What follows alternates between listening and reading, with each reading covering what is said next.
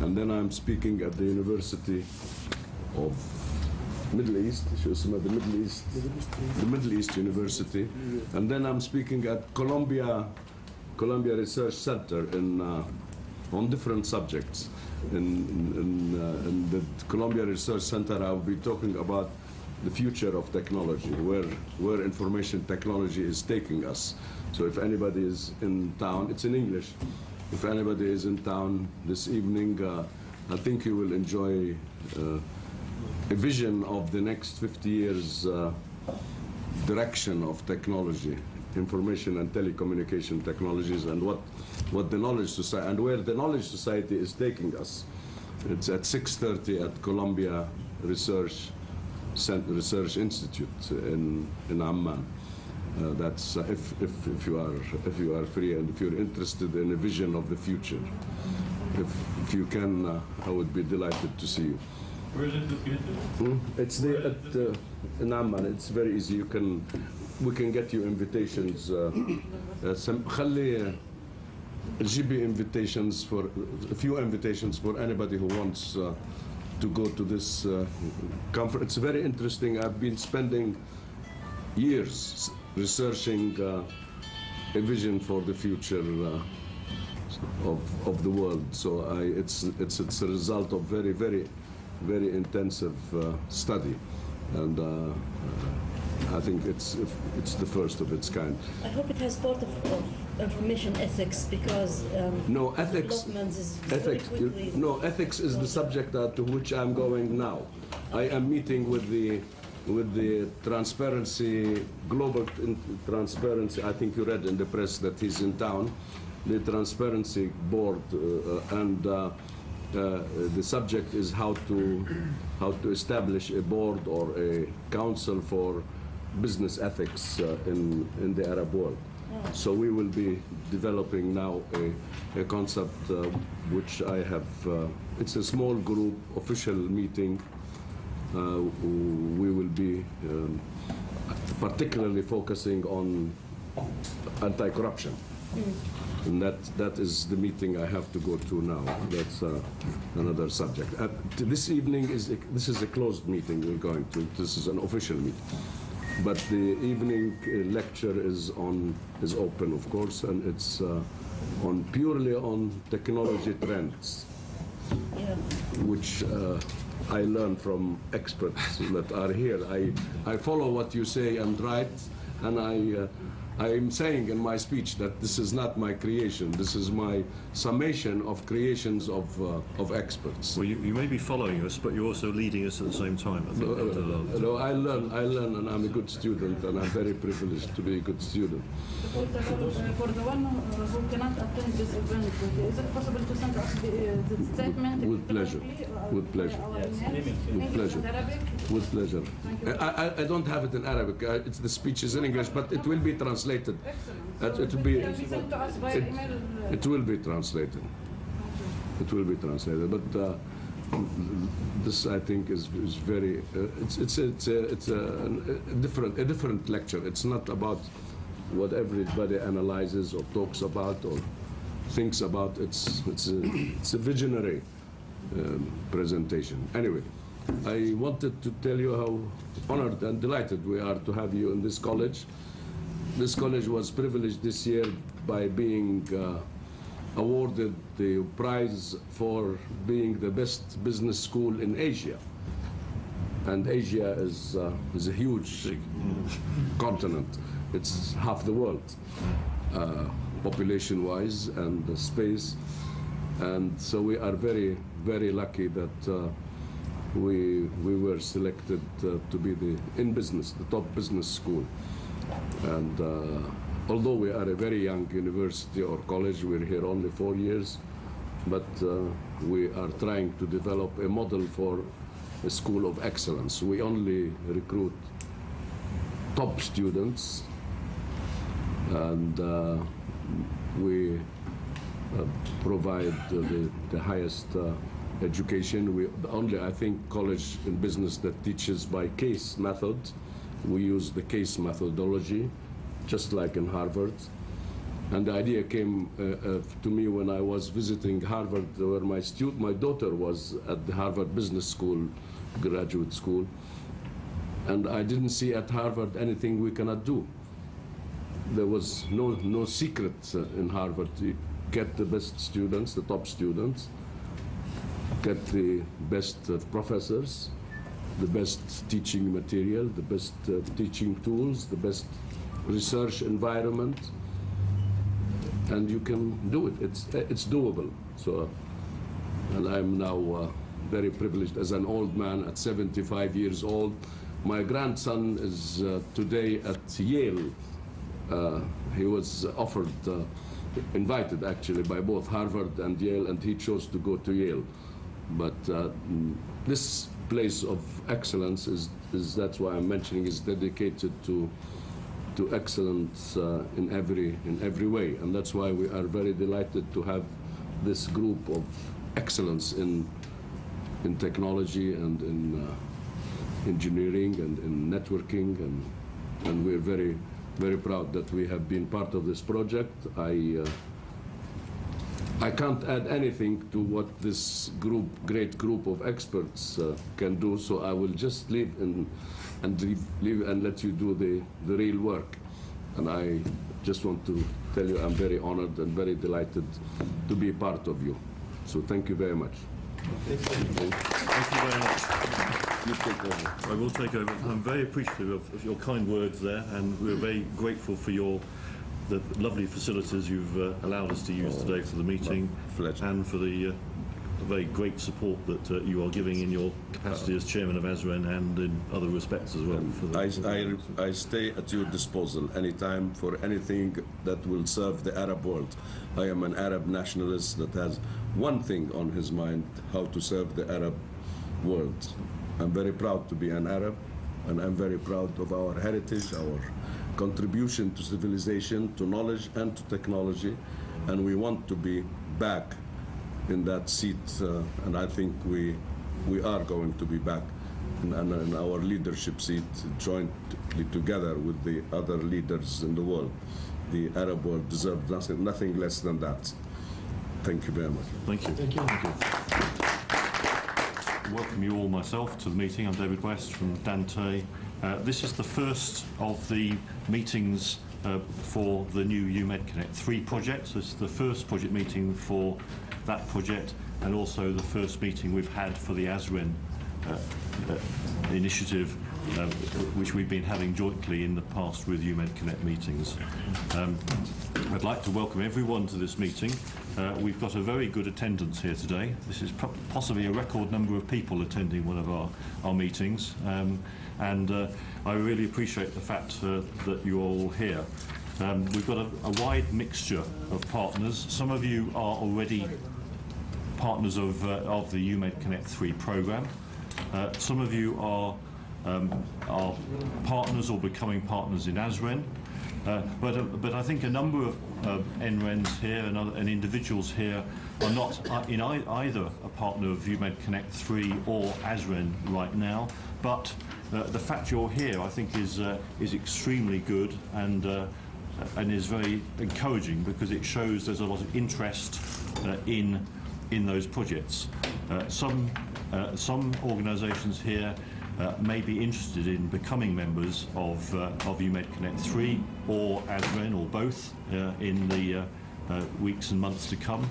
And I hope that what we can do for you today is to help show you, give you more insight as to what these initiatives are and how and what we plan to do, and you can see whether or not these are projects that you would also like to become part of. There are other organisations here from Europe and from North America in particular, and who are also clearly interested in the activities, and we really appreciate the fact that they are here, and I hope that I would encourage sort of any contributions that they also wish to make to help move these projects forward. I've circulated a couple of sheets for you all to sign your names. If you could if you could do that, please, and then pass the sheets on. We'd like to I'd like to collect the names, because partly for the minutes of the meeting and partly just so we know who's here.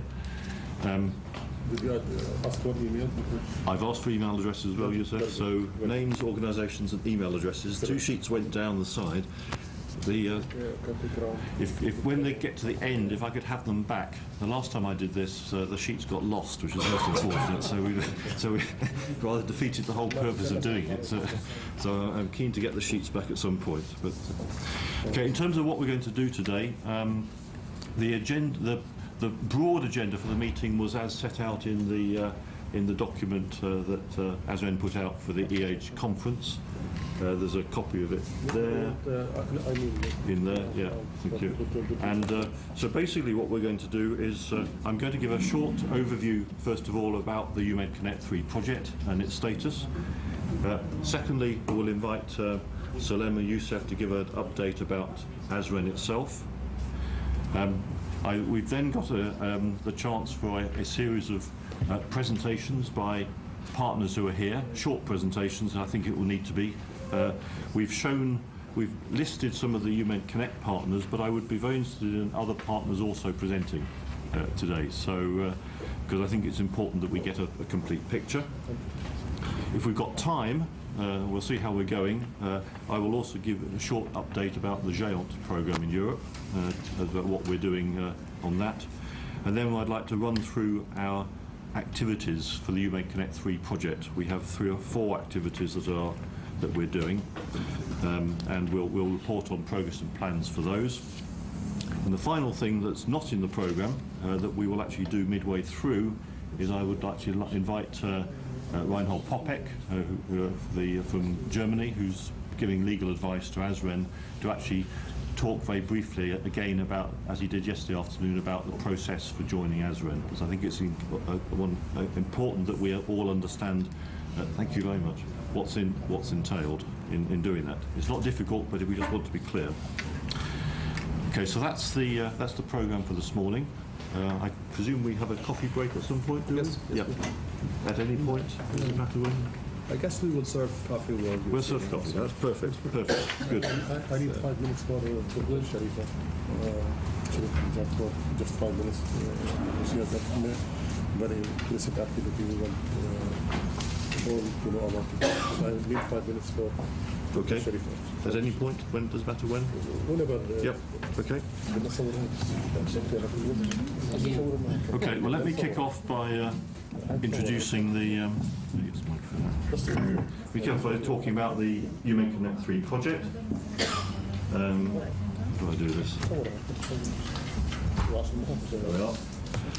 Okay, this is the third of the UMed Connect projects, and as those of you who were there on Monday know, UMed Connect started properly in 2004 with building a Mediterranean research network for NRENs in North Africa and the Middle East.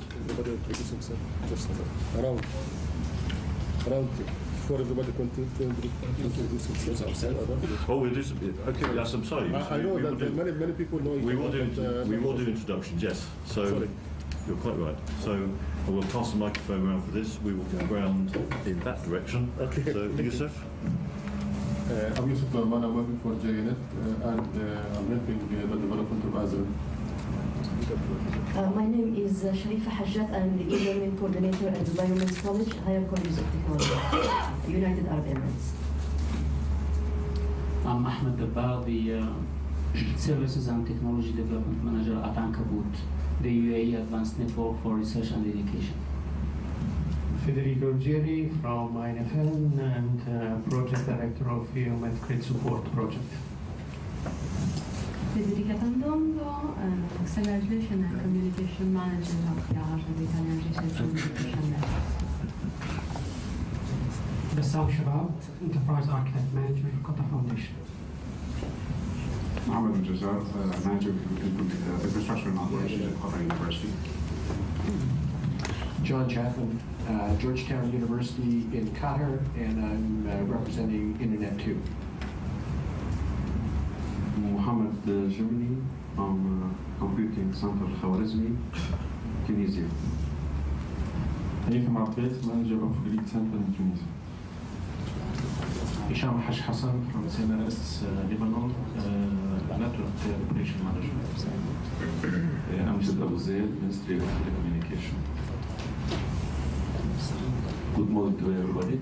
Serkan Orjan, Technical Director of Turkish Network and Information Center. Ayman Maha, Managing Director, Egyptian Universities Network. I'm representing the Internet Society.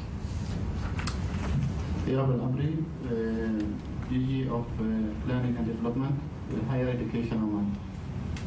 Bismillah ar-Rahman ar-Rahim. Muhammad al-Sheikh, Sudanese Research and Education Network.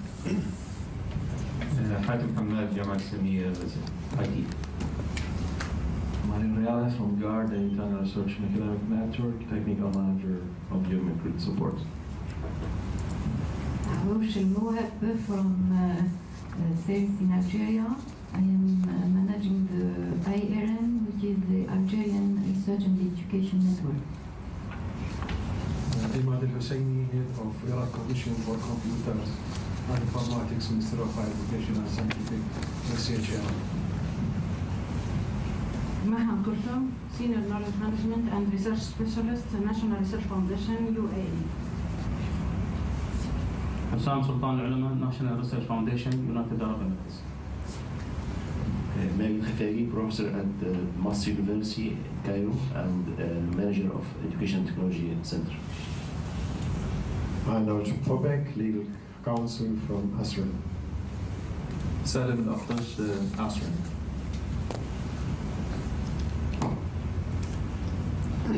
National Ribat University, Sudan. Bismillah ar-Rahman ar-Rahim. Muhammad Hassan Said, Head of IT Department, National Ribat University, Sudan. Hussein Safarlini, Dean of Scientific Research in the National University, Nablus, Palestine. That gives a very clear impression of the great diversity and wealth of experience that we have here today. There were a lot of partners from what we were formerly the UMed Connect 2 program. There are a number. I'm very pleased, however, that we've got additional colleagues here today, particularly from other parts of the Arab region, particularly from the GCC area, who I hope will be look forward to important contributions in the future. I'm also very pleased that we have Sudan and Somali representatives here today. You're very well welcome, and I'm very pleased about the progress towards becoming partners in ASREN. Okay, let me now move on and introduce the current UMed Connect 3 project. As I said, this is the third phase of the project. This phase has begun. The contract has been signed between my organisation, Dante, and the European Commission, and that was started on the 1st of September this year. So we're now 3 months into the project. It's due to last somewhere between 3 years and 3.5 years.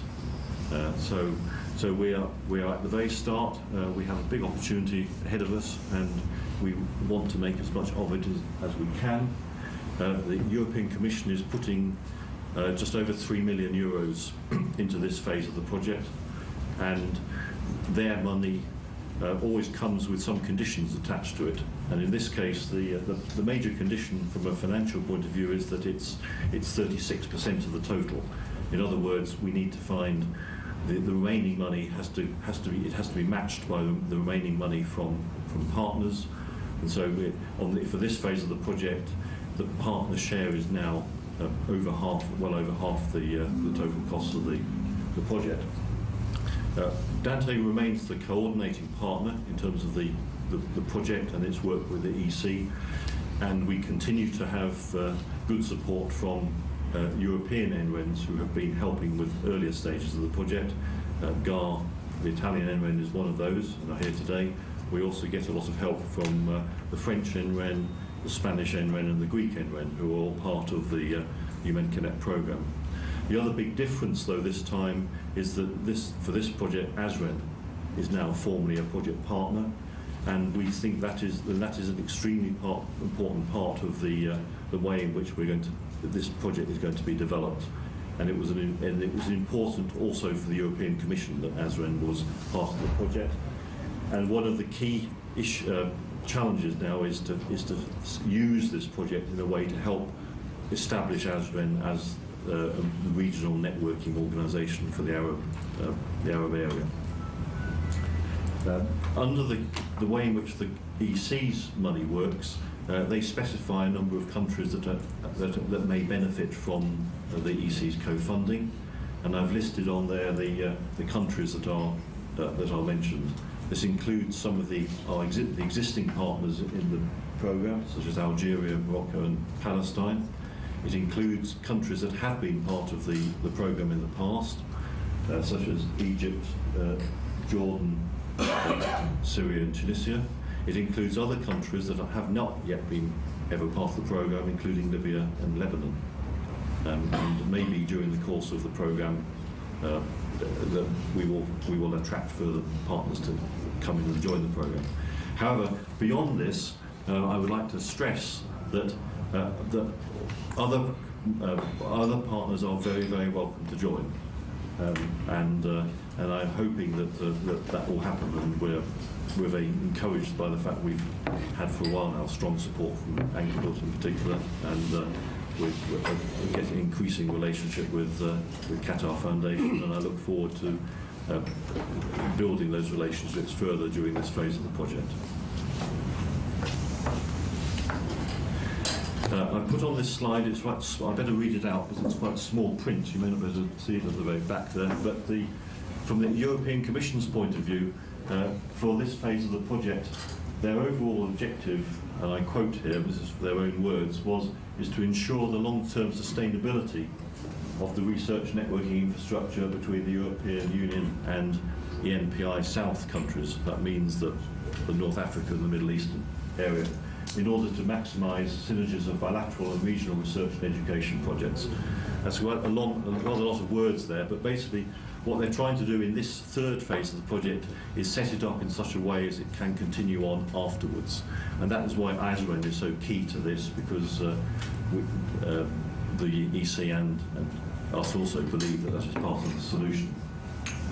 In terms of what they want to see out of the project, they want to see network costs reduced and network performance improved, usage and benefits for the countries documented, so how are people making use of the network, ASREN's capacity to manage UMed Connect enhanced, and a transition to network to ASREN planned and implemented.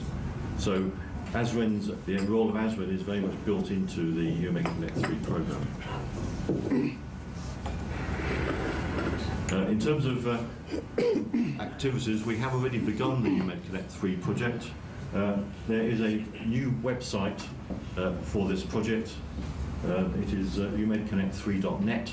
That is live now, and if you Google that, you will find a website for the new project, which we will be developing in due course. I won't say any more about it now. Take a look when you want. For those project partners that are already partners of the programme, there is usernames and passwords for accessing project data. There's also a public part of the website.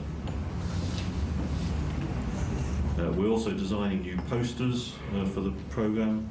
In the ASREN programme, you'll see the image on the right-hand side there, which we put together for the document, which is illustrating the fact of one way in which the UMed Connect network is already being used, and that is, in this case, by Morocco for participation in the CERN experiments with the Large Hadron Collider.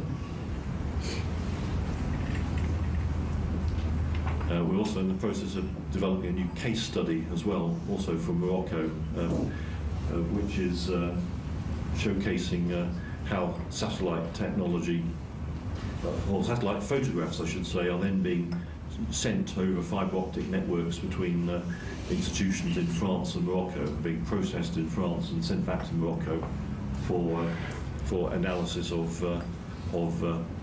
ground conditions and afforestation in particular.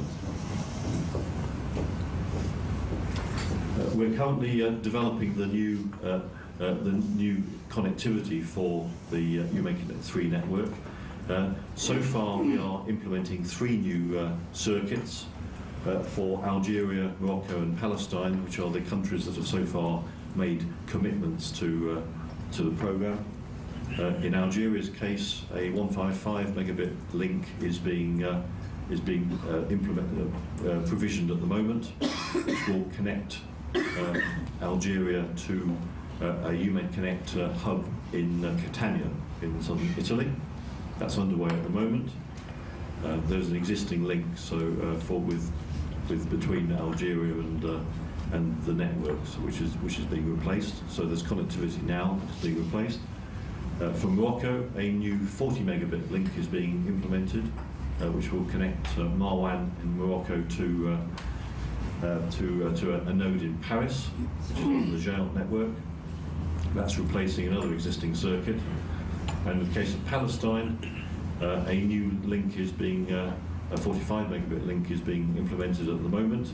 As I was able to tell Amjad earlier this morning, the provider has handed over that link to us for our final tests, and I very much hope that that will be in service in a few days' time, inshallah, as I say.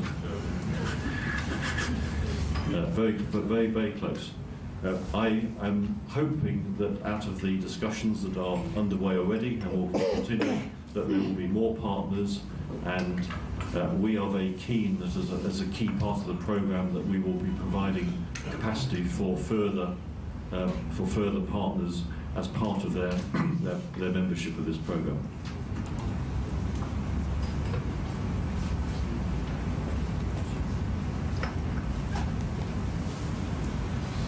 In terms of for those countries or NRENs that are not yet part of UMAConnect 3, I thought it would be helpful to just explain some of the benefits of the programme. The first benefit for those countries that are beneficiaries of the EC funding is that there is still European Commission funding support. A little over 34% of your costs will be met, all your costs, including connectivity, will be met by the European Commission funding.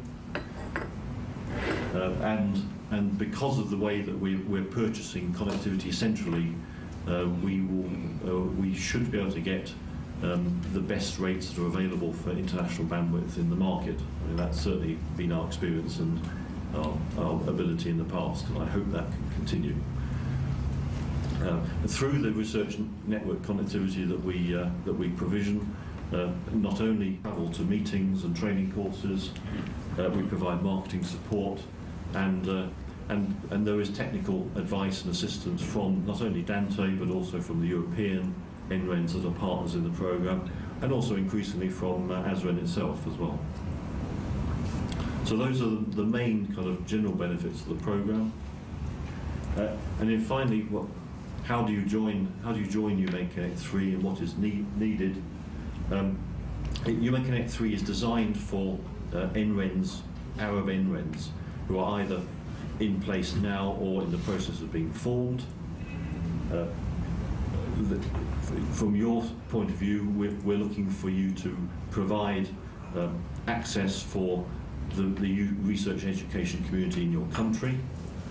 So it's a national representative role that you're playing. There is a need to make a financial contribution towards project costs. As I said, EC funding covers 34%. The remainder of the money does need to be found from partners, so there is a funding need. In terms of existing partners, clearly we need to make sure that we're straight financially from previous projects, of course, and although it's not a requirement of being a UMain Connect 3 partner, we strongly recommend that you at the same time join ASREN, as clearly from what I've been saying, ASREN is part of the future for this programme. So joining ASREN is a highly desirable component. In terms of, I suggest that if there's organisations in this room that want to talk to me separately and bilaterally about their interest in joining, either partners that have been with us in previous phases or partners that have not been with us at all, please do so in coffee breaks, lunchtime, or after this meeting. That's all I wanted to say in terms of an initial report about joining the programme. I'd just like to quickly mention finally the budgets.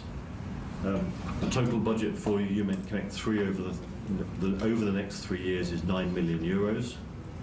And as we've said, a portion of that is coming, just over 3 million is coming from the EC.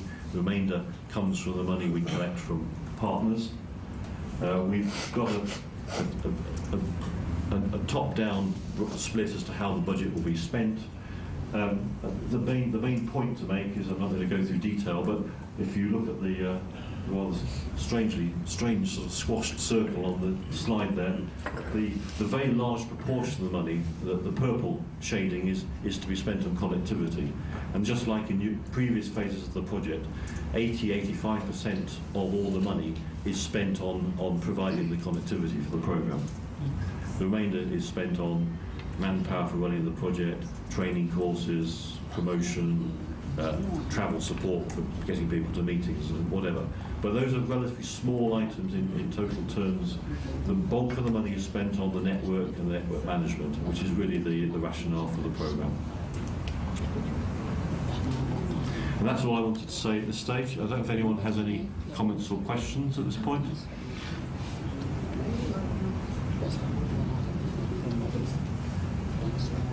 No? Okay, well that's fine. That's a good beginning. In terms of next item is down is ASREN progress report. I'm looking left and right here to see who would like to say something.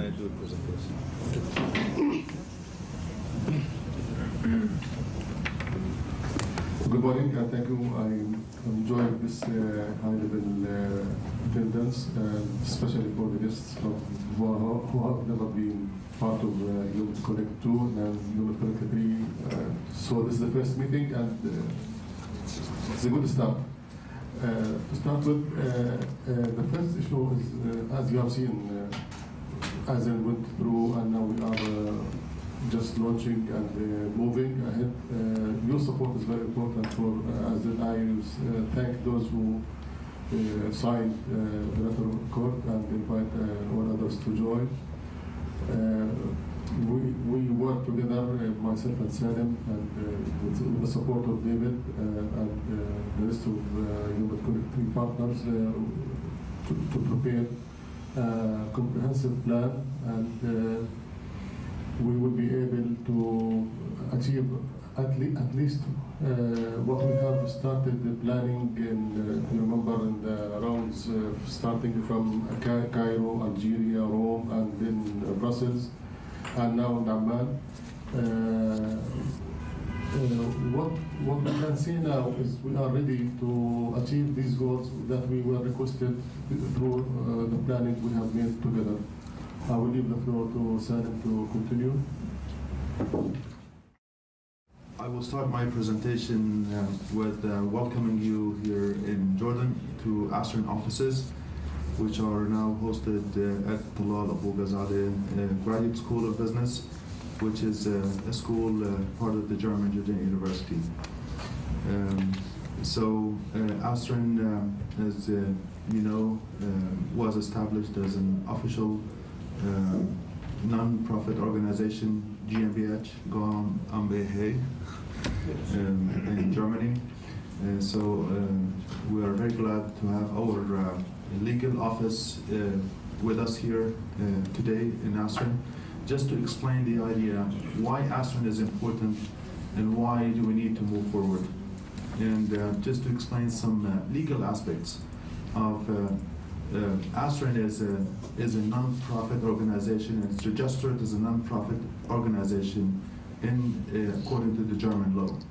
So this is number one. And number two, the process of joining ASREN, or maybe the structure of ASREN, was made so that it's based on a shareholder, which means our objective is to have the shareholders of all the different Arab Emirates in our region.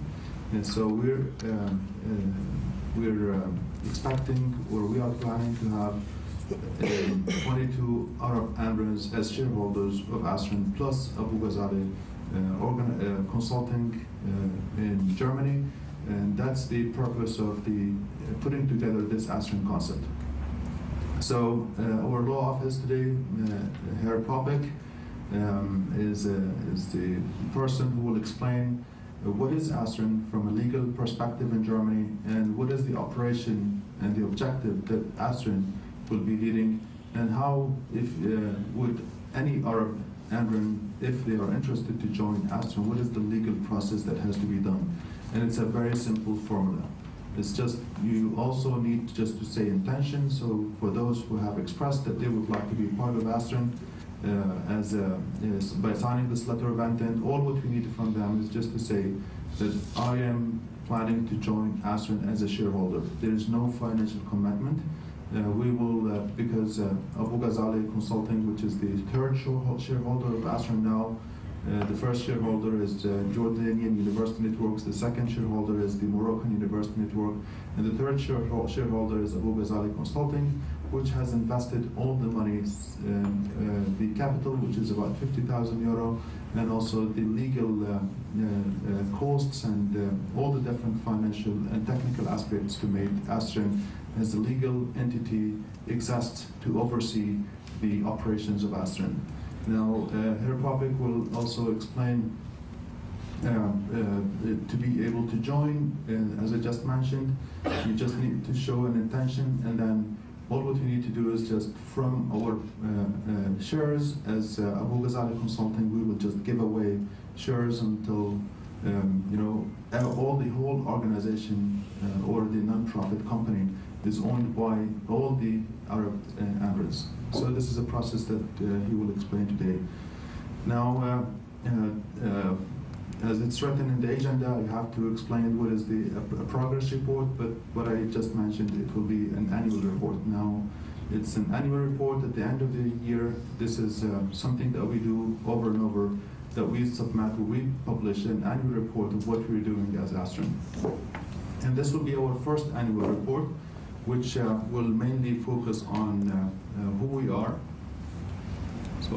So the historical perspective, I think many of you know the historical perspective of ASREN, but maybe for those who just the first time join us in this meeting, I can just explain it briefly.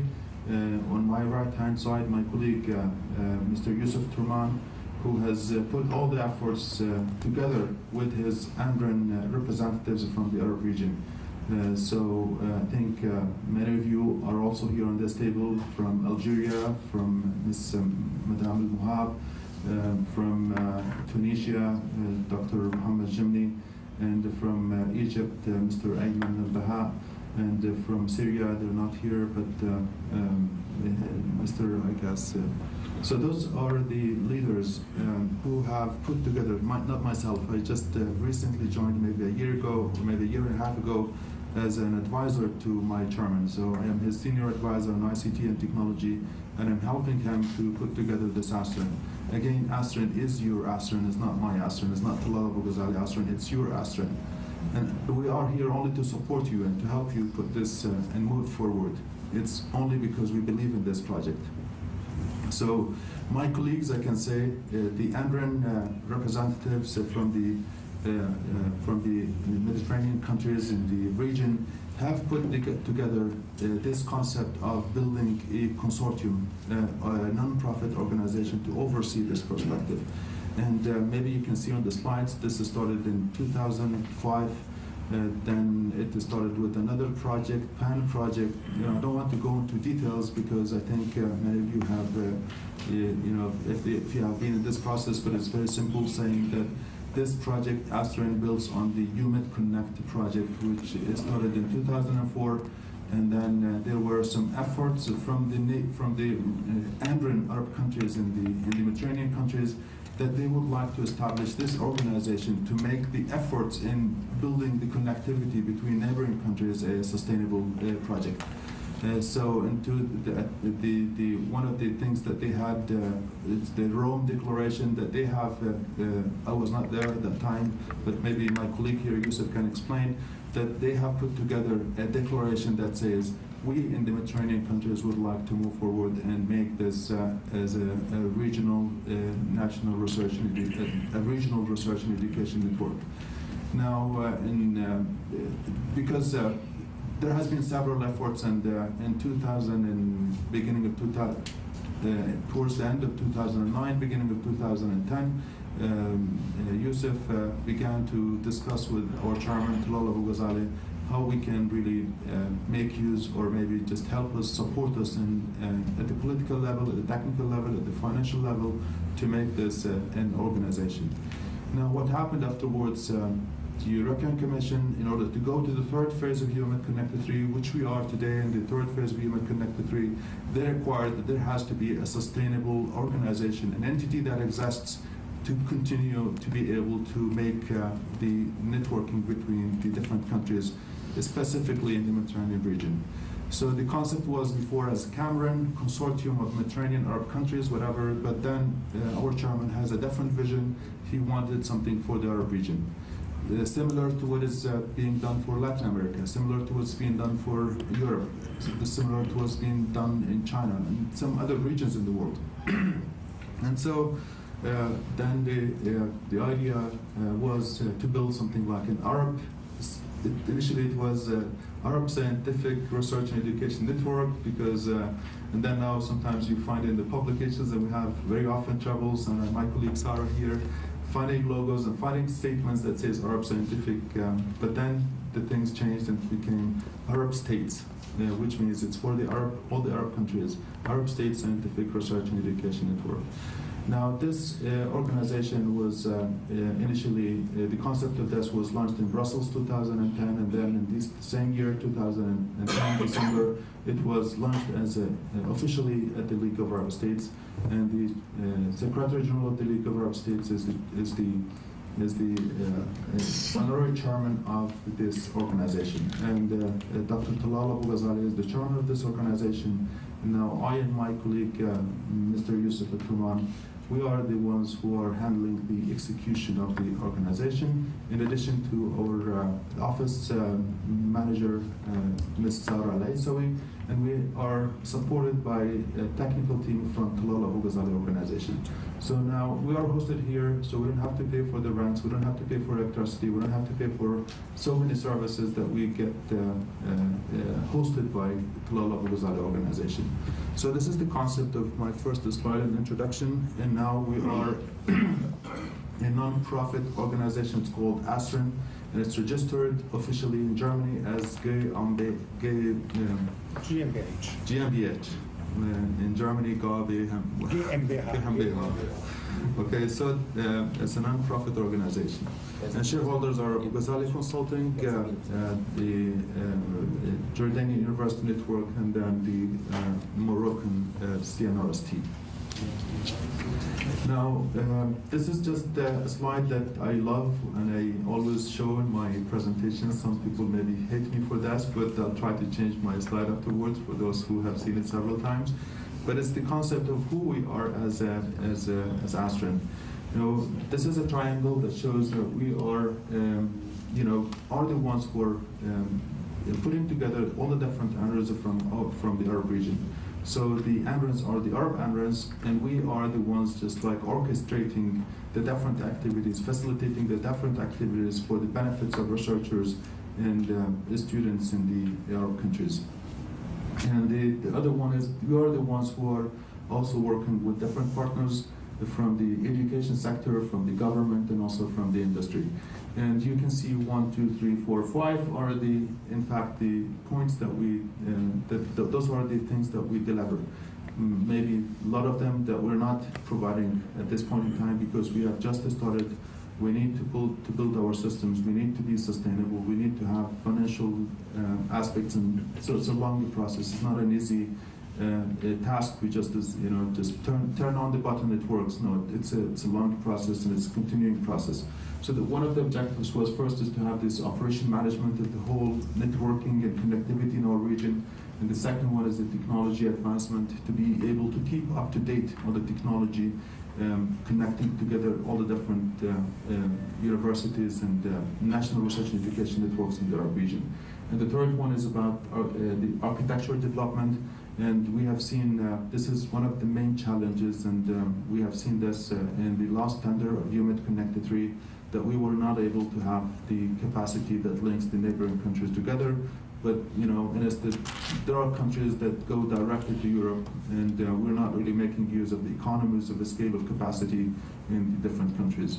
But this is also something that we're working on. And then the fourth one is about service enhancement. And yesterday we had a discussion with Kostas Siklinos, who's from the European Commission, and I was so happy to learn that there are trends now to support the UMED Connected 3 project on the service level, like cloud computing, applications, and so on. And if you would allow me, the conception that I was discussing with him, that we want to use make use of the universities, students, researchers, to take this as a role. There is a need for a network, and we have to create some research communities that work on establishing this scientific infrastructure and talking about the issues and the problems and benefits of this research infrastructure that is needed for the Arab region. The research is not very sufficient, or maybe there does not exist in the research at this point in time. Now, our purpose is through our colleagues in the CHAIN project, Professor Federico, Roberto, and Mario, and many other colleagues, that we're working on this funded FP7 project that talks about the coordination and harmonization between different regional infrastructures. And one of the first tasks is we would like, and we will, in fact, establish or publish a report that says what is the status of the infrastructure in the Arab world.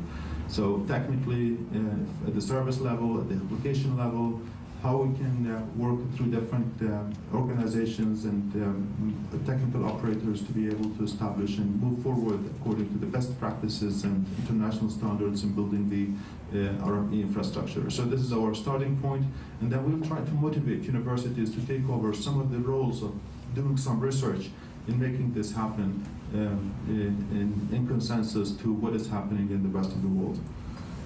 And then the fifth one is about establishing communities, and this is what leads to my discussion, that we want to create focal points. We want to create some research communities in different universities, motivate them to help us move forward in building those infrastructure and also building scientific research communities. So this is a service portfolio that we look forward to establish. It's about connectivity, security and authentication, hosting and content delivery. Many of you are familiar with those concepts, so I'm not going into details. But those are the things that you can see also at the national level, provided at the national level. But the idea is just to try to consolidate those efforts together and make it at one point, and that creates the benefits of economies of a scale of having services consolidated together at one point in time.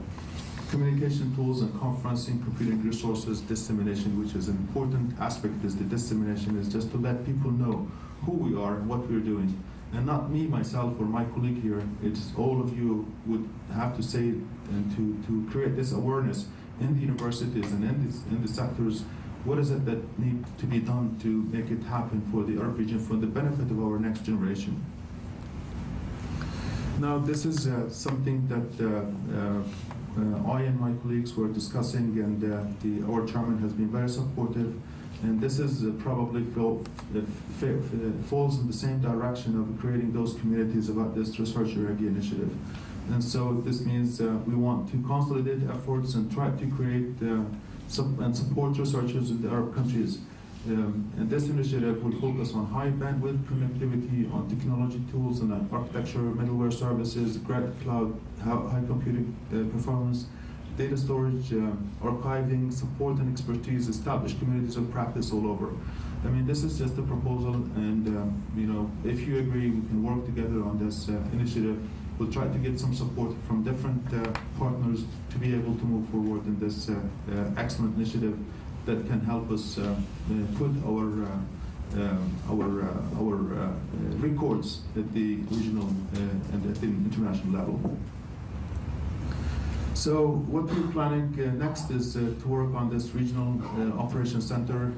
My colleague here, Mario, they have been working on something called Africa ROC, which is the North African Mediterranean countries regional operations center.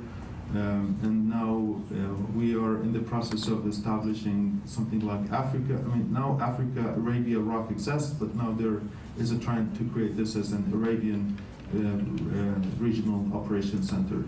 And now it's being hosted at the GUNet, which is one of the partners of ASREN, Jordan University Network, and maybe my colleague here, if you have any questions, he can explain more. We have also the technical team here, Engineer Mayad and Anwar and Engineer Anwar.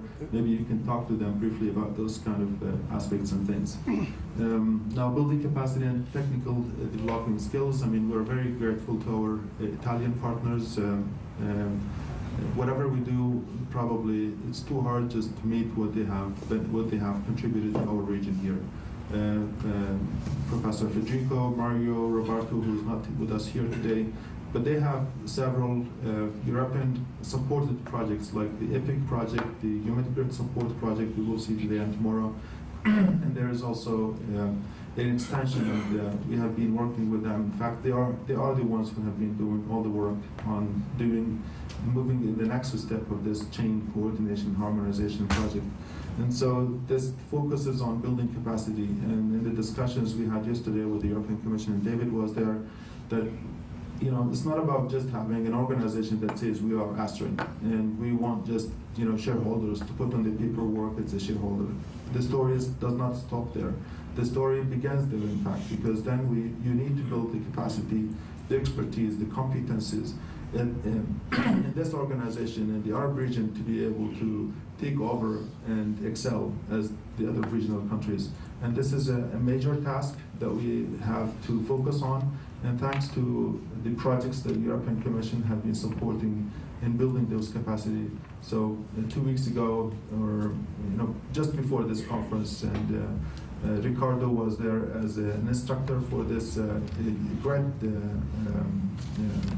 grad school that lasted for about 3 weeks, bringing people and telling them how they can do some applications that can run on the grid and on the network as a dedicated infrastructure. And also about developing, integrating user communities and consolidate what is called the national grid initiatives at the regional level. I mean, there are a number of grid initiatives in many of our countries, but what we plan to do is just to integrate those grid initiatives into regional kind of things. Now, the issue is all about finding the resources, whether those resources are financial resources, whether those are technical resources, but sometimes the financial resources are the most important resources, because with financing you can create lots of energy and create lots of momentum in moving forward. And so we're expecting to, and this is not my decision, and it's not my colleague here's decision, it is a decision of the ANRES who will be at the end making this ASREN effort. Whether they would accept there is a membership fee or they will not accept a membership fee. So this is up to them, they will decide, not us who will decide on this. Then now maybe Popik will explain this afterward. Her Popik is shareholders are the ones who make the decisions. There's a General Assembly, and the General Assembly meets every year, and they have to make the decisions. And those are the firm decisions. It's not the management decision. It's the shareholders' decisions who will be implemented at the end. There is also needs to be something like project funding. We have been partners in a number of projects, like the European Commission, as I just mentioned, and the process is continuing. And we are thinking about working with UNDP, UNESCO, World Bank, and Islamic Development Bank, and other foundations and we also look to have some government support, and this the plan is to have this being facilitated through the League of Arab States, and then probably we'll look for donations, and maybe we could just have the consulting and services fees, usage in consulting service fees.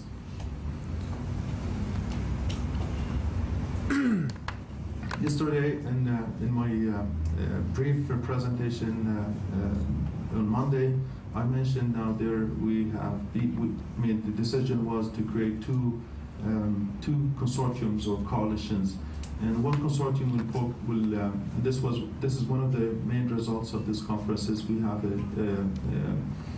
coalition, a consortium at the Arab regional level to work on the political level, and there is another consortium that works on the technical and the project level.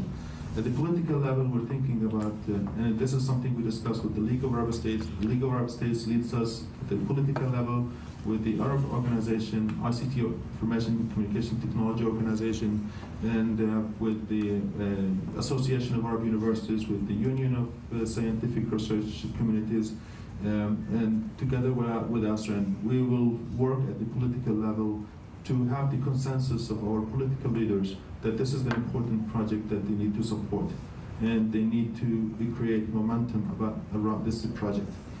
The second one is a coalition between the ASRAN and the Arab Androns, and the suggestion initially was the Ankabut from the United Arab Emirates, from Qatar Foundation, from the Egyptian University Network, and this is a task that we'll work with them together at the technical and operational level to create a project around that one. And this was a suggestion by the World Bank. Selma, she was one of the speakers, and she said that there's about $8+ billion that we could make use of some of the funds to be able to help us establish this interconnectivity.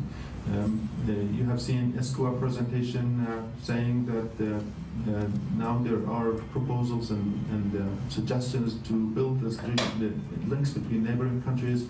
And so the idea is just to try to create and to bring together those efforts from the different organizations instead of having things being duplicated. And so we will have ESCOA, we will have the World Bank, we will have the League of Arab States, we will have the Arab ICT organization, and we will have the European Commission and the US Internet too. So the result is that we want to create this coalition, this consortium, to move forward and to work together towards bringing this regional network in our countries. And I think this is an important project that we will pursue. I was just talking to my chairman this morning, inviting him to come over here just to give a brief speech, and then he said, what is more important now is that we follow up and we make this happen in terms of consortium, in terms of coalition. So we had very intensive discussions yesterday and the day before with our colleagues from the European Commission and with our colleagues from the US Internet too, and we have made our decisions that we want to move forward. And there is no way, as I just mentioned, that we can go back. So we have just started and we are moving. Now, so far, because this is a kind of a brief about our annual report, we have been involved in several activities at the regional level and also at the international level. So we have we are partners in Human Connected 3 project. We are partners in the Chain project, which I just mentioned. We are also partners in the Human Grid Support project. We are also partners in the EPEC project. And thanks to our colleagues from the institutions who have been putting the momentum and the efforts to make this, to make us benefit from those kind of projects. And we have been very active participants in.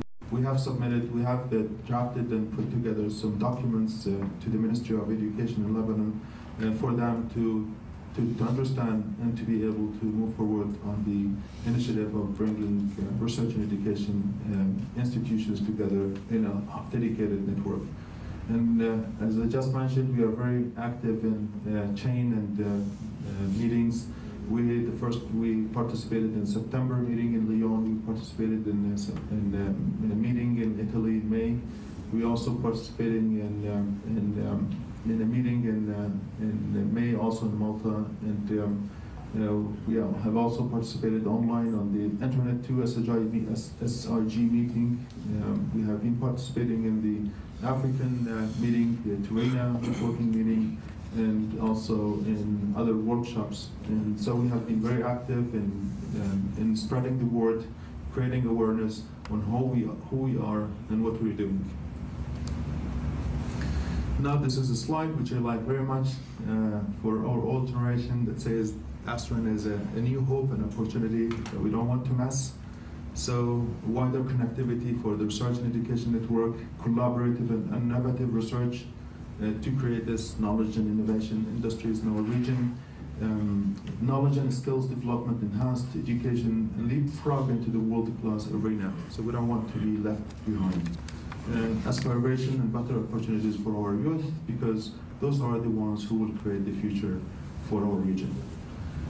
This is where we are on the cyberspace, ASTRAN.org, and I guess all of you will be interested in the presentations of the past 2 days, and also in the presentations of today's and tomorrow's meetings. And so we will put all the presentations online, and I think Sarah, she will hate me for that, but we will have to do it at the end. So we will put all the different presentations. So you can just see the agenda, you click on the name of the presentation, you will have it. So far it's not there, but I guess by the end of this week we'll have everything posted on the web. And again, thank you very much for your participation, and we look forward to working with you. Thank you.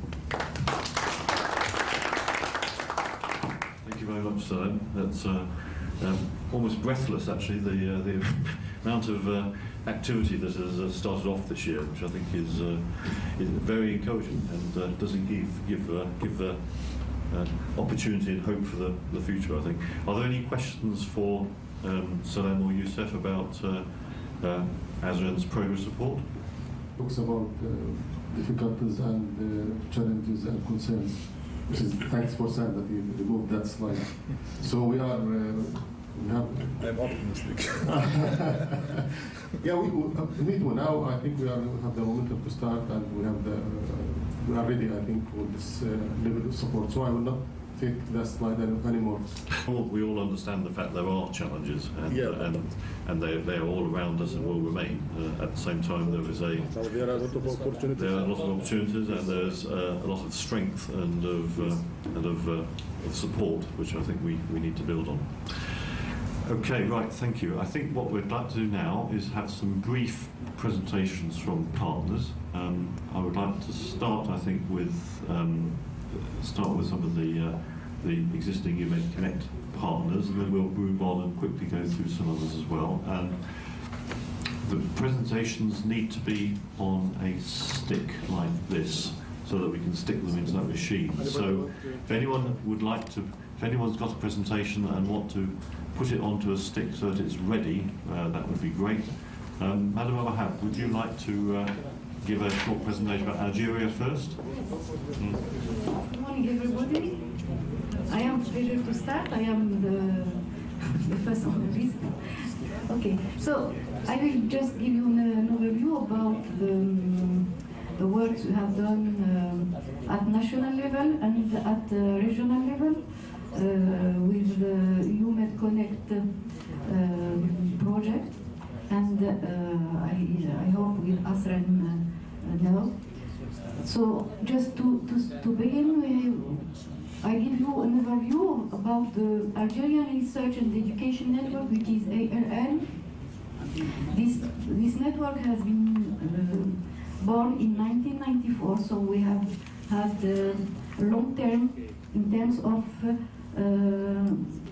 getting many steps on the network, moving from more technologies, and this year we have started the new program, which is about 2 years, this year and the next year. And the aim of this program is to have, let's see the map, is to have a backbone with more bandwidth on the links between the different points of presence located in Algeria. So we have now about 10 POPs which have to connect universities and research centers located in the local regions. And we have about 110 institutions connected to ARN. During this program, we have put high bandwidth, so our links between POPs are about 1 giga, and we are connected universities and research centers and high schools about 100 megabytes and 10. It depends on the capacity of the institution. So the big universities have 100 megabytes. And we have also planned to upgrade our international connectivities.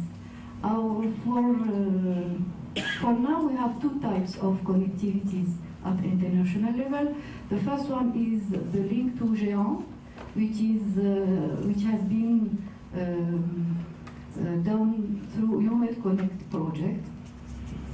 And the second one is internet commodity, and now we have about more than 700 megabytes for internet connectivity and 155 megabytes for e-AGE connectivity. And we hope that we plan that this connectivity will move to 722. We can see here just a map, an architecture of the NRN, our NRN, and this helps us to put more services, advanced services on the network.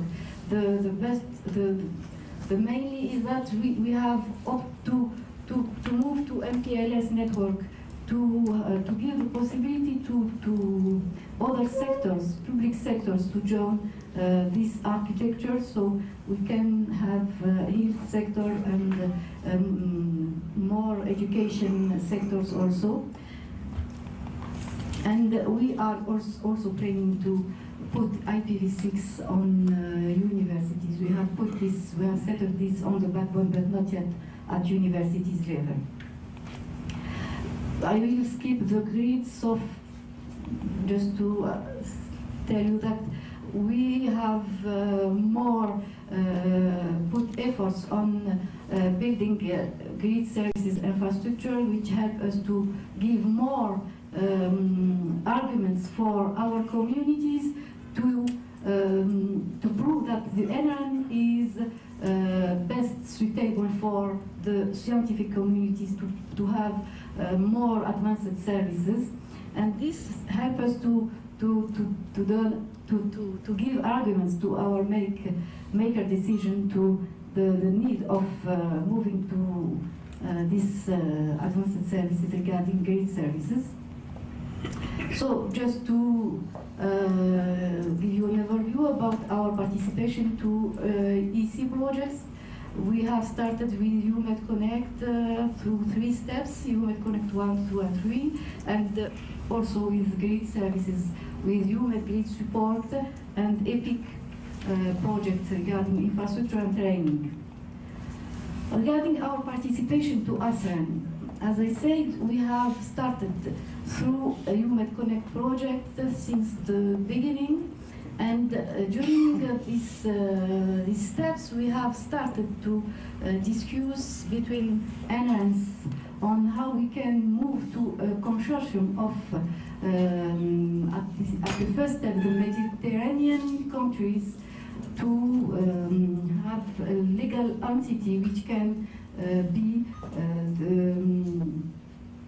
the speakers with the European Commission, and to have more funds about our projects. And this has been started in Roma in 2006, and we have started with the Cameroon consortium, which regroups at this step the European, the Mediterranean countries, Arab Mediterranean countries, and after we have moved forward and we have discussed about how we can build more important consortium regrouping all Arab states in this consortium, and this has been done starting in 2009 and has been concluded in 2010. Regarding our participation, we have give full support to this, to all initiatives, and we have had the final approval from our ministry in 2010, and this approval has been done from our minister to the Jordanian minister, equivalent Jordanian minister, and we have not yet done our steps to be part in legal entity. This is for administrative reasons, because we are a public body and the legal administrative operation in Algeria don't permit us at this step to be a legal part to foreign entity. But anyway, we are part of ASEAN, and we will follow up this operation to find solution how we can be a legal part. But we are supporting all the activities of ASEAN, and as we will follow also the Human Connect project, so we are participating in ASEAN activity also. So now we are starting with Human Connect 3, and this gives us the possibility to move on connectivity and in participating in ASEAN activities also. Regarding ASEAN activity, I have just to say 2 words regarding the main objective we will have to do at this first day. So, in my opinion, we have to focus in this phase of ASEAN beginning task in 2 major points. The first one is the connectivity, or how we can deal with issues regarding the connectivity between Arab countries. And the second one is the financial point, how we can deal with this point. This is the main topics we will have to focus on, because with these topics we can move forward on services, on organization between communities, and what common projects we can have between us. So it was just these points I want to focus on. Thanks. Thank you very much. Any questions for Madam Mahab? Great. Thank you very much indeed for your continuing and very strong support for the programs we're running in. Just a comment. For the 2 points, we will take care of them, so connectivity and financial, and we will streamline our consortium coalition that I just explained into those 2 main streams to be able to make the financial commitment through some projects, and also to work on the interlinks between the neighboring countries. Thank you very much. Thanks. Thank you. We'll return to the points about ASEAN in a little while, but thank you very much for your presentation. And thank you also, because I entirely agree that at this stage of the project we need to make some very practical steps forward, and I think connectivity and finance are two of the ones that need to be tackled, and I think that is well understood by ASEAN, and I think the initiatives that are starting here, particularly on the financial side, are excellent, and exactly what's needed. So thank you very much. Right, so for the next presentation, Amjad, would you be... Here he is. He's here, yes. Excellent. No sooner than I say it, he's arrived, yes. Right on top. Do you have slides, or will you... It's there. Yep.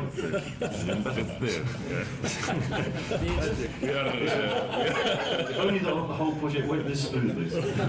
We are in Euroconnect 3 stage, so we are working very quickly. Okay, greetings first.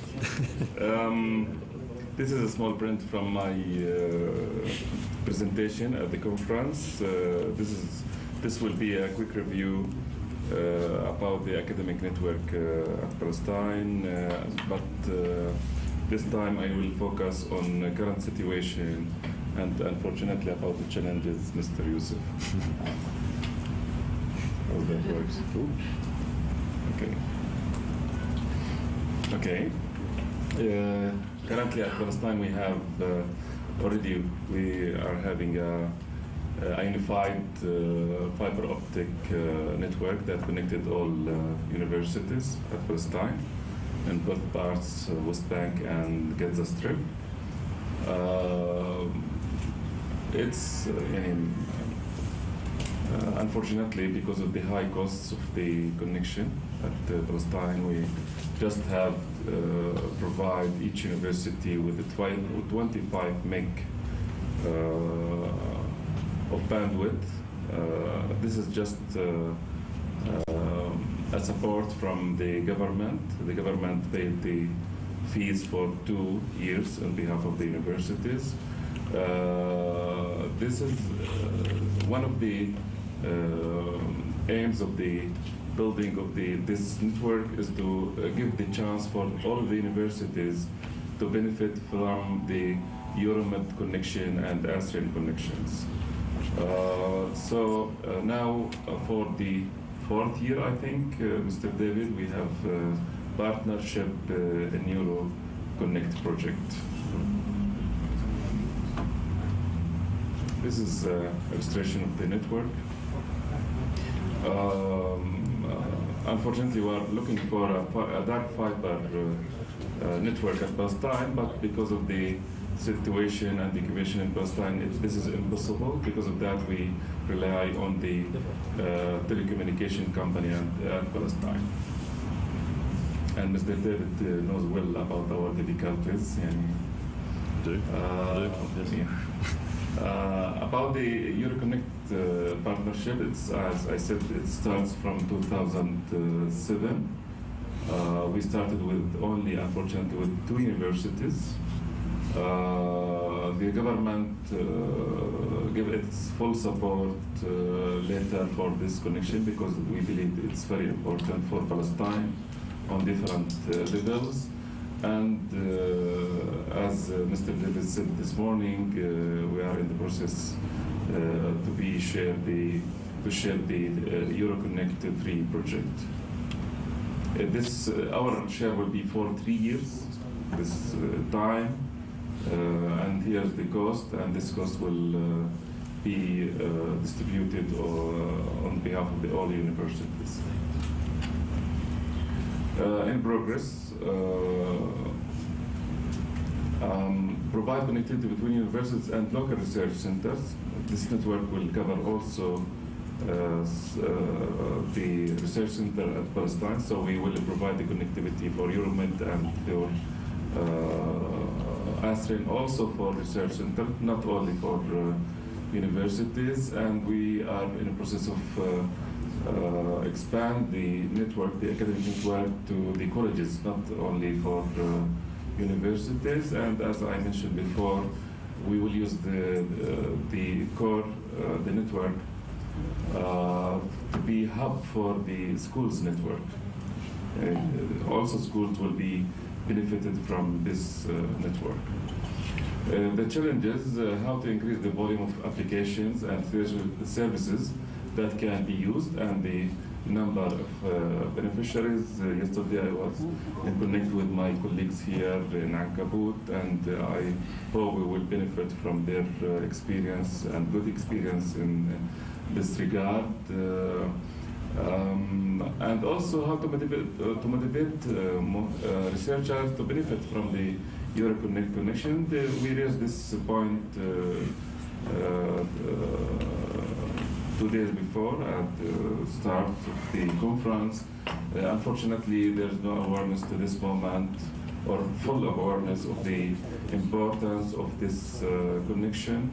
And I think we we have to tackle this point in our meeting today and put this on our agenda as we agreed upon how to raise awareness for researchers in our countries for the importance of this connection and how we benefit to the maximum from these opportunities. Thank you. Thank you very much, Jad. Yeah, again, despite the challenges, I mean, the commitment and the support of your country is very impressive. So, and, that's true, and your support is very, very. We do what we can. So, thank you, David. Thank you. Thank you. Thank you very much indeed. Any questions for Amjad? Amjad's raised a very interesting issue, which we should try and discuss a bit later on the agenda about experiences of raising awareness within the user community of the use of research networks. And I know there's a lot of experience around this table, and we'll try and come back to that a bit later on. Very good. Very good. Thank you. Right, now Morocco is not here today, and that's the third of the partners. I think it would be good to get some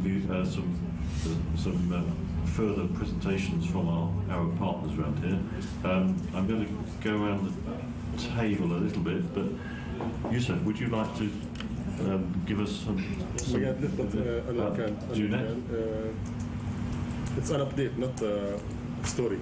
JNet. An update, yes. It's just one. Anwar, can you list the... Hi everybody, I'm Anwar Yusuf from JNet. I will give you a brief about our network upgrade, what we have done especially last year in our network. Internet connectivity, we upgraded our internet bandwidth throughput to 1.2 gigabyte for all our partners. As you know that our partners are of the public universities of the Jordan. We had around, we have 11 universities who's partners of JNet. We upgraded that bandwidth, internet bandwidth from around 500 megabyte to 1 gigabyte per second. Also, we have 2 POPs. We upgraded from 1 POP to 2 POPs in 2 different areas in Jordan. So we have more redundant on our network. So our network becomes more stable and more redundant.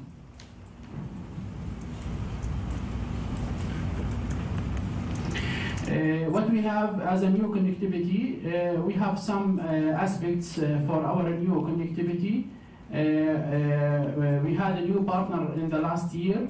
It is a new public university in Jordan called Worldwide Islamic University. It is a worldwide university. They signed an agreement with us, so this is the new partner in our network. Also, in our new connectivity, we have a new 5 public community colleges. There are many colleges in Jordan, separated all around Jordan. Initially, we have signed an agreement with 5 public community. So we have a new partners, not as a university. We have also a public community colleges. It is a mid college with 2 years graduate. They had an idea from the universities about JNet, and they liked that idea. So they came to us and asked to be a partners of JNet, and now they are up and running using our network.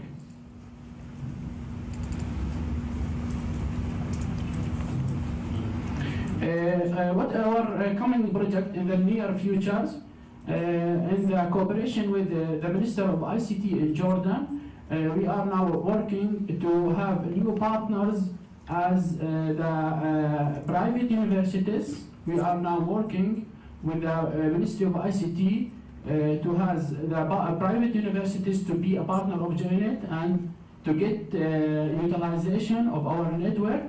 This is our new future.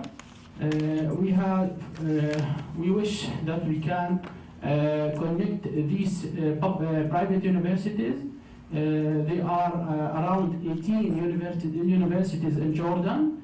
As you know, as I told you before, our partners are public universities, but there are many private universities in Jordan, and we are trying to join them with our network.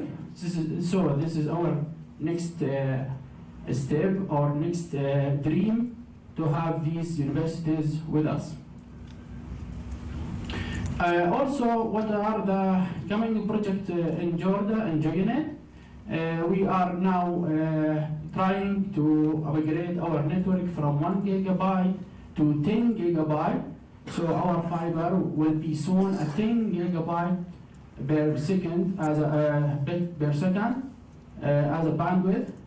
So we hope we have a very sustainable network in the near future to have more network and more stable network. This is a brief upgrade about our network in GeoNet for the last year. We hope to do more and more in the near future. That's all about our network in GeoNet. Any question, please? What it provides, a network research or? We are an internet provider for all of these partners or for all of these universities. The main role for us as an internet provider. Also, we have a video conferencing centralized in GeoNet. All of these universities or partners can do this, can use this video conferencing centralized in GeoNet.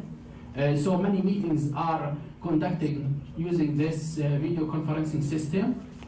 Also, many applications can be shared or transferred between the universities using our high available network.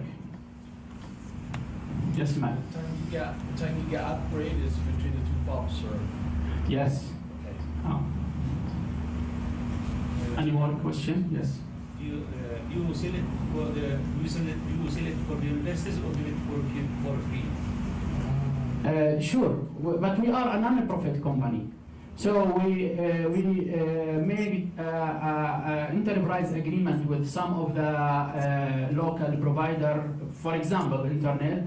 We take the internet from one of the local partner, one of the local provider in Jordan with the special prices, since we take a lot of quantity of internet, for example. How much costs the 1 meg? Around in $50, 40 Jordan dinar for 1 meg per month. 40 Jordan dinar for one month for 1 meg. So the prices are now is very decreased for the universities, since all of them in our agreement, which is an enterprise agreement. Yes, sir. Do you have hosting services? Hosting services until now, the video conferencing system.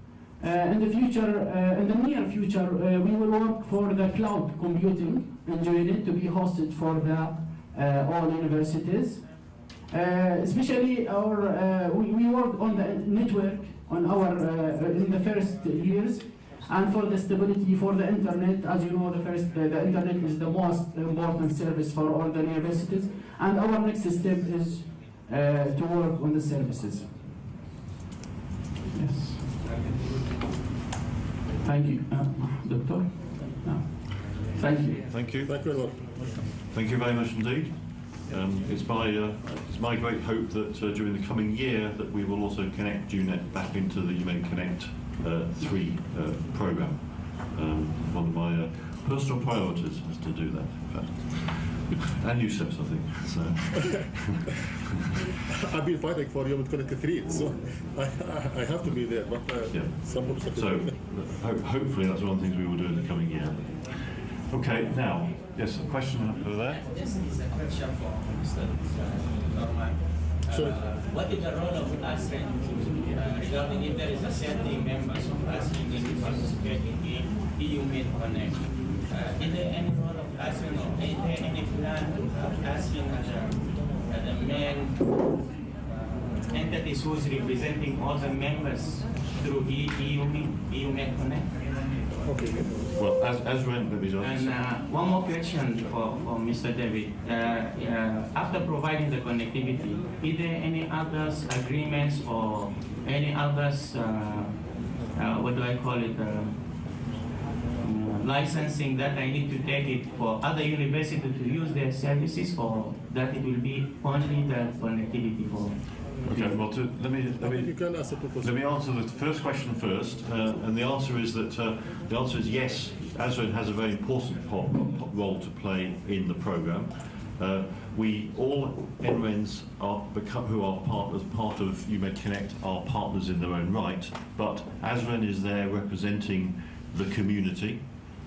It also has a specific role now in terms of doing some of its tasks are being partly funded and are part of supporting the objectives of UMed Connect. So very much central to what we're doing. And the third objective is to actually, and part of the idea is to hand over some of the responsibility to ASREN over the next 2-3 years. That's the first question. So the second question, there is no licensing as such that's needed. So once you have access to the UMed Connect network, you are free to use it for the benefit of your user community as you see fit. The only thing we do stipulate is that we expect you to have an acceptable use policy in place to make sure that it is indeed only used for non-commercial purposes. Beyond that, no, nothing. Very simple. Yes. Can I ask Dr. Yusuf Arman, yes, what about the participation to UMed Connect 3? As UMed Connect 3 is at this step the loan project which can give us some funding. So why UNED isn't part of UMed Connect 3? So did you attend the last meeting of UMed Connect 2? Which one? The last one, which was in when was that one? That was here. Did you see the chart of money that each partner should pay? So far, we had obstacle in getting the money of UMed Connect 2 to be paid. Therefore, we cannot just commit for UMed Connect 3 without paying the rest of UMed Connect 2 remaining. It's a sad story, but we are working with that. I think we have a fruitful meeting yesterday to resolve this issue. Once it's paid, then we are. By the way, UMed Connect 2 funding was supposed to be paid by the ministries of ICT and Ministry of Higher Education. While I'm preparing my budget to pay for UMed Connect 3, the money for UMed Connect 3 is available in my budget, not from anybody, neither the government nor anyone. But for UMed Connect 3, it was supposed to be paid by the government. And there are some obstacles because we suffered due to many changes in cabinets in Jordan. We could not follow up the payment. Therefore, the issue is to pay that amount, and after that, JUNET is ready to participate in UMed Connect 3 on its own. Yeah, we are working very closely together with JUNET and its funding organisation to solve these problems. It is very unfortunate. I think it is going to be resolved quickly now. It's taken a long time, but we're nearly there, and we're ready to. Well, we've got a contract ready to go to sign as soon as JUNET is ready. Right, Mohammed, would you like to say something about the situation in Tunisia? Can you make a short presentation for us? Do you have any slides, or would you just like to talk? And let me give you a microphone in that case. Can we give you that? That's the new message. Okay, thank you, David. So first of all, the situation in Tunisia is now fine.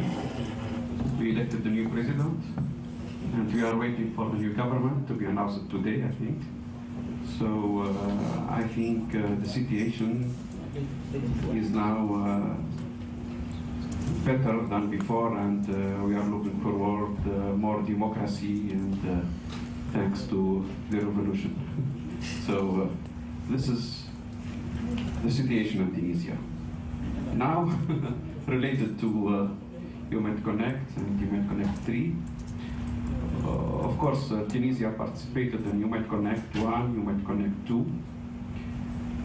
Human Connect 3, we didn't yet decided officially our position, because before we have a temporary Ministry of Higher Education, and he said that he preferred that the new minister and the official minister, which will be designed, I think, today or tomorrow, can decide. But of course, on behalf of CCK, the MRAN of Higher Education in Tunisia, we are looking forward to join the team and to continue our collaboration with the whole team.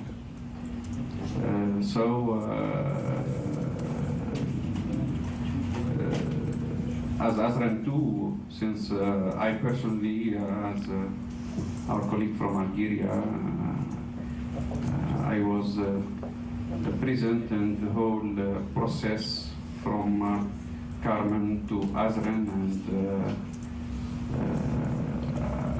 I have discussed a lot with the whole team of the colleagues from different Arabic countries to make Azran a reality, and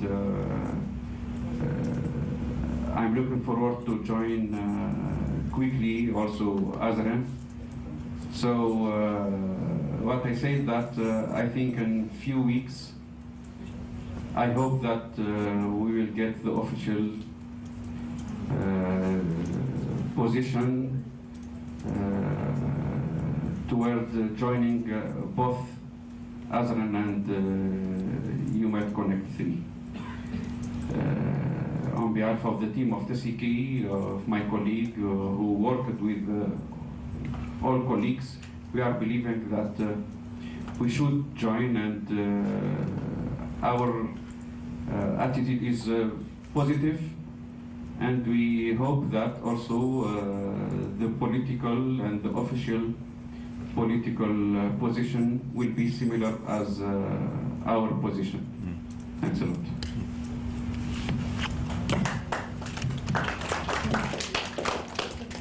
Thank you very much. That's very encouraging news, I think. I mean, we've been watching the situation in Tunisia with great interest for some concern, I think, for some time. It's good to see things seem to be stabilising, and that you're keen to rejoin the programme. I would like to talk to you bilaterally about sort of some of the details, as I know you do as well. So thank you for that. Dr. Amman, would you like to give any update for Egypt? Yes. This meeting?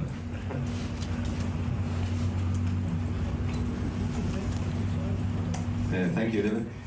Basically, EMA Connect projects were very strategic to Egypt, and we started joining the EMA Connect and EMA Connect 2. But in the last year, there was maybe two main reasons not to continue into EMA Connect 3, at least at the moment. The first one is that it is a technical reason, that is, we enhanced the infrastructure in Egypt very much. And as the connectivity speed is growing on in Egypt, we found that the utilization of the Human Connect 2 circuit is becoming lower and lower. It used to be 100% utilization maybe 5 years ago, but at the last year of our EUMET Connect 2 circuit existence, it didn't exceed 12%.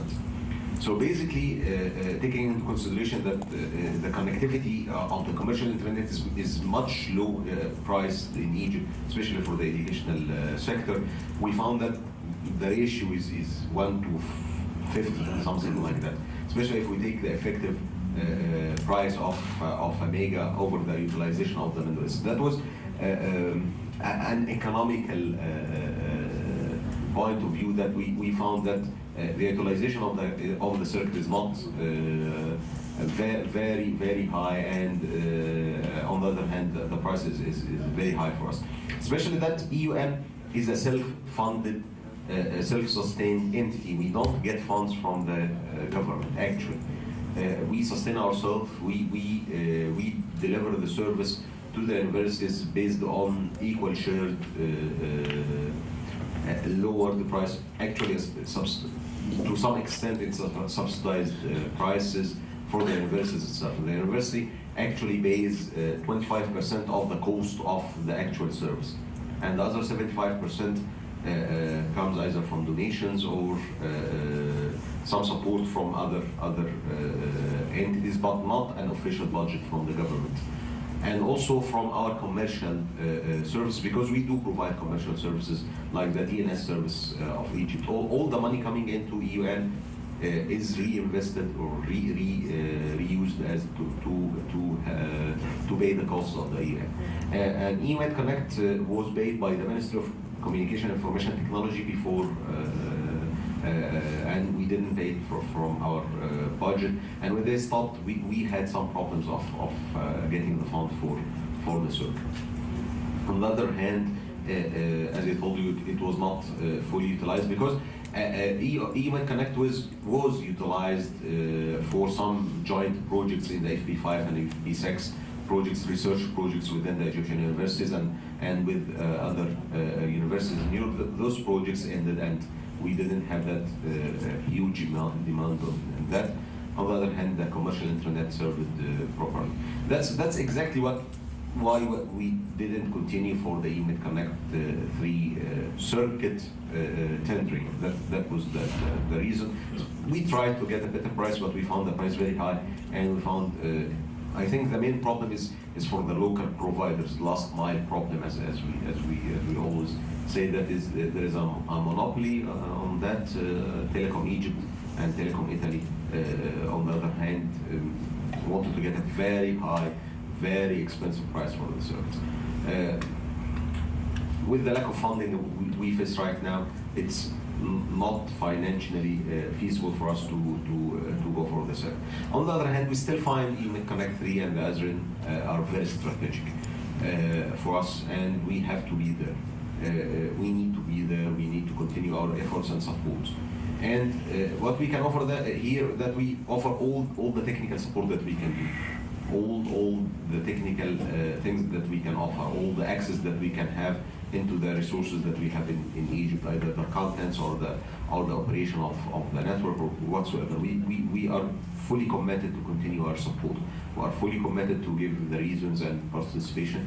And on the other hand, the political decision is very slow. We have a minister every 1 or 2 months, a new minister. That's a problem. One of them is very new, 2 or 3 days. I just met him in the elevator at my last day before coming here. So I told him I'll meet you next week to discuss things. But at least I hope this one, because he used to be a board member of EUN before he became the minister, can help us in this situation. I'm not giving any promises in the current time. At least we have to go for a stable state first and have a minister that lasts for a year at least, so I can explain to him and get a political decision. But overall, the tendency in the ministry, in our sector, is to continue the cooperation, is to continue being partners, because we benefited from this partnership. We cannot deny that. We have very good benefits, we have very good relations, we have successful implementations of projects, especially the EUMET project and the activities we have done there there is a lot of things, and I hope we can see more tangible results in the near future. Thank you. Thank you very much, Ayman. Thank you for your clear explanation of the issues that you have at the moment and that we have at the moment. We're very happy to continue to try and find ways to cooperate between us. I do have a couple of specifics which I will talk to you about later, which we might help bring us together. But we very much want to see Egypt to remain as part of UMed Connect. We very much want to see Egypt join and sign ASREN documentation, and you are an important part of the family, and we want you to stay in the family. So I think it's important. So the door remains very open, and we need to find a way to find a way that it makes sense for you to rejoin. So thank you for that, and we will continue to work on it. And I take note about the costs. We are permanently aware of costs, and you are right. Last mile issues are indeed the key ones in the region now. It's no longer the under the sea cable or the long distance cable capacity that's the issue. It's the last mile still, and that's because regulation is not keeping up with, and competition are not keeping up with technology in the region, I'm afraid. So we will continue to work on that. Right, now that concludes all the existing UMed Connect parts. I'm coming on to the next one. What I would like to do now is to give a quick chance for NRENs from the Gulf countries to make contributions, and if Sudan, Somalia want to say a few words, that's also very fine with me as well. We're very welcome. Can I start? Yeah. Again, thank you. I would like to everybody to contribute by any means to our call. But before leaving the door to Ahmed from the United Arab Emirates, I need to recall their support. They started joining us. Our efforts started in 2008 in the second UMed event that was in Amman in 2008, November 2008, and they have been with us all the time. So especially our colleagues, Batih Hubeis, he is not no longer works with Ankabut. The same for my colleague Mohammed Obruk, who was there, and then after that, Ahmed, thank you. And I congratulate you for the new director who's just immediately signed the letter of accord. So I will give the floor to Ankabut, and then Good. Thank you. Thank you, Youssef. As Youssef said, I think we were very supportive from the beginning. Politically speaking, we did our efforts internally in this case, and we try to show internationally that we are always here, we are always present, and we are contributing. When they ask us to do something, we are doing, in this case. But maybe some of you doesn't know that Ankabut is not an official entity. It's under the umbrella of Khalifa University, and it's funded 75% from the ICT fund and 25% from Khalifa University, and managed by Khalifa University for Science and Technology and Research. But in the future, our aim is to be independent, because the members will own Ankabut, not the ICT fund, not Khalifa University.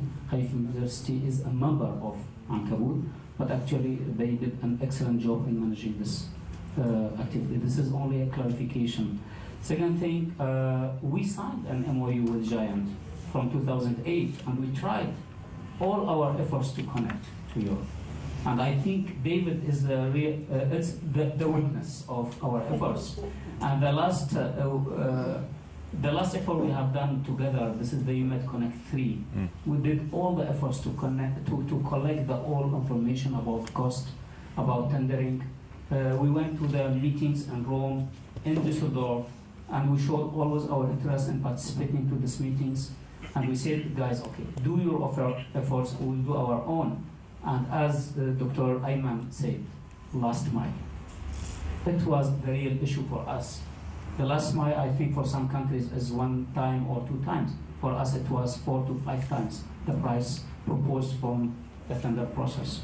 In this case, we cannot do, even our aim is to be in Giant. This is because we have a peer universities as EPFL, the École Polytechnique de Lausanne, which is a big institution in Europe, and it has an antenna on campus in the United Arab Emirates. They would like to connect with their peers. Actually, what they are doing, either are going to Etisalat, or they are going via Ankabut to Internet to United States to go and join in Europe. In this case, the latency, if you calculate, it's even worse. Okay? And we have others, Sorbonne in Abu Dhabi, which is a big initiative from Abu Dhabi government, in this case, to have Sorbonne. This is the unique campus out of France. And Sorbonne would like to have their professors also communicating with the local professors and with the students by using Ankabut also. We have other examples. In this case, our connectivity to Giant and to Europe, it's really tremendous, and we are always looking for. But we cannot pay a lot of money, and we have restricted budget for that. We don't pay a lot of money that, and afterwards, because the monopoly, okay, and we will work for that. I hope we are very lucky to have a CEO who was a VP of Etisalat. Now he's a CEO of Ankabut. He knows the bit and byte of Etisalat, and he will work very, very hard in this case to establish an excellent relationship between this, because Etisalat, their aim is to have Ankabut successful for UAE. And we have a lot of initiatives. That's why we are more than one person here. I'm not the only presenting UAE. We have Dr. Hussein and Madame Maha representing the National Research Foundation, which I would like to let Dr. Hussein talk about this now. And we have Mrs. Sharifa Hajjat from HCT, the Higher College of Technology, in the Women College in Dubai, who will present for you an excellent initiative for the Arab world and also for our children, for the internet safety and for the e-learning and training. In this case, we are here, and I will not forget you made great support. It's really great. We are not signing with them. We did no commitment with them. They are always committing to help us. They are always there to respond to our queries. And even that, they support us to come and to participate to their training. They never ask us for cost. But we are here, and we promise you we will do the Grid School in UAE soon. Okay? Good. And we signed the letter of accord for the human degree support to support you. We are not only supporting, we would like to share with you. Okay? And we are promoting you in UAE, don't forget. Okay, thank you. Dr. Hussein, if you'd like to talk a few words about it. Microphone. Thank you so much, Dr. Ahmed, Mr. David. As you know, that National Research Foundation is established in 2008 under the decree from the Ministry of Higher Education, as my colleague Maha, she mentioned in her excellent presentation yesterday, and I don't want to repeat what she said. Actually, we have a very good link with many universities, the Federal, like United Arab Emirates University, Zayed University, Higher College of Technology, American University of Dubai, American University of Sharjah University, Khalifa University, for sure. And we are supporting the researchers, whether they are faculty members, students, and other researchers in the private sector. And one of our aims is now also to extend our relationship with the Arab nation organization, whether it's official or non-official. And Maha, we should like to add. I just want to add that the main functions of NRF, the National Research Foundation, is to support the infrastructure of the connectivity and the infrastructure at the universities for research and development. So we are supportive of all these initiatives, and we will work hand in hand with Ankabut to achieve our goal. Thank you. Maybe we leave the floor for Dr. Maha. You have Dr. Fatima Sharif for just 5 minutes. Okay. Actually, also, I would like to mention that we are part of Ankabut. We are a member of Ankabut network, which this is something to be officially. Right, and you'll go. Now, thank you. Just to pick up on the comment that Ahmed made about the difficulties of getting a cost-effective connection. I can say we were particularly frustrated by the difficulties of that, as we tried very hard with Ankabut's help this time. what I do think, though, is that that Ankara is going to use that as evidence. I think to actually make a much stronger case inside the country. The fact that the new CEO comes to Metasalat can only help because, and I think I think that will probably tip it so that you will get some special arrangement before too long. I think. In the meantime, to continue a bilateral conversation we've had, we are still interested if you can find a way to break out your existing US circuit in London, yes, which I know is a physical possibility. If you can do that, we can connect you there. If you want to connect to us in New York, we would do that as well. Okay.